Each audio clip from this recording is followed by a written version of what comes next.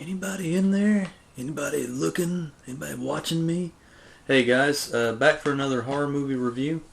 I happened upon a copy of an older George Romero film that I've been wanting to add to the collection for a long time the other day at the used movie store, and I used some trade credit from some other movies I traded in to get this one. It's a little bit harder to find than most of his older movies, or the more popular ones anyway. In my opinion, it's a very underrated earlier George Romero outing.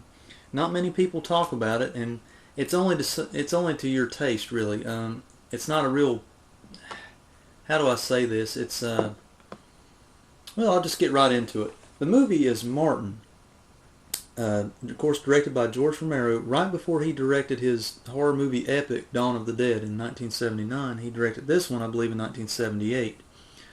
Martin is it's kind of a modern day vampire film, if you will, which in true George Romero fashion kind of takes the lore of a vampire and kind of turns it on its head and switches things around a little bit. It's got a really decent little story to it, and I've watched it before, and I never really thought much of it before, but I've always wanted to add it to the collection. But after sitting down, just kind of keeping all my attention on it, trying to pick up on all the little subtleties of the movie, I watched it the other night, and it really brought back not only a lot of memories, but I noticed a lot of things this time around that I didn't notice before. Martin is a young man who's probably in his upper teenage years, who goes to stay with his very, very overly religious uncle, or fanatical uncle. Kuda is his name, and basically his uncle Kuda keeps calling him Nosferatu, which is another word for vampire, and keeps doing this over and over and over again, and he is thoroughly convinced that he is a vampire. But you get to see an episode of Martin and how he goes about getting his feeding or his blood in the movie before you even meet Uncle Kuda, and you find out that he doesn't have fangs, he doesn't have any fancy powers or anything like that, like in the other vampire movies.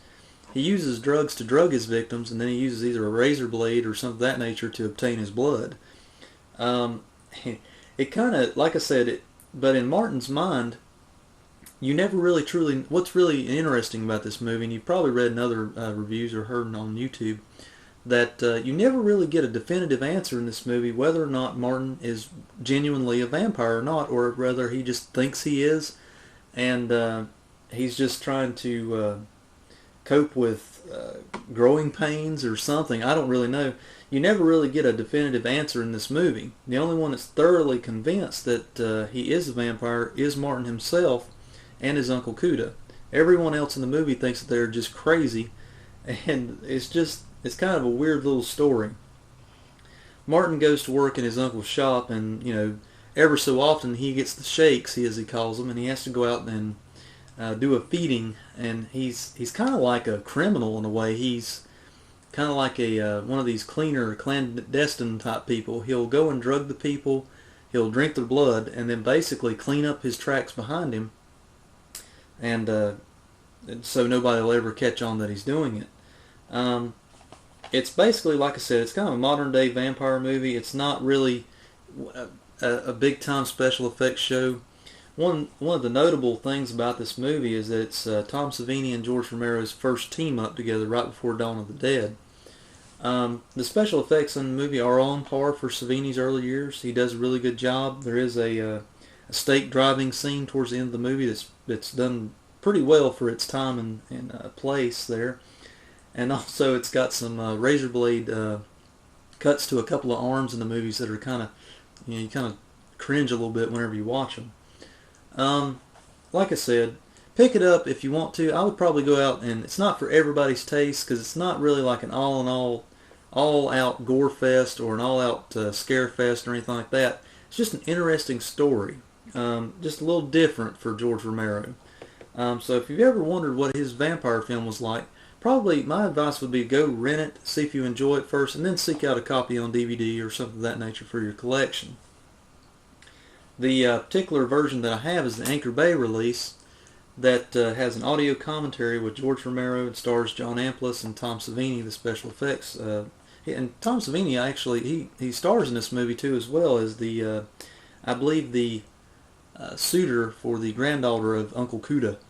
I just like saying that word, Cuda. It's pretty fun. It's got a theatrical trailer on it as well, and some other little, I think little spots, TV spots, things of that nature on it. It's not, I don't think it's the full definitive edition. I think there's another special edition out that's probably better than the one I have. I just picked it up because it was dirt cheap. I highly recommend it if you've never seen it, or excuse me, if you've never saw it before.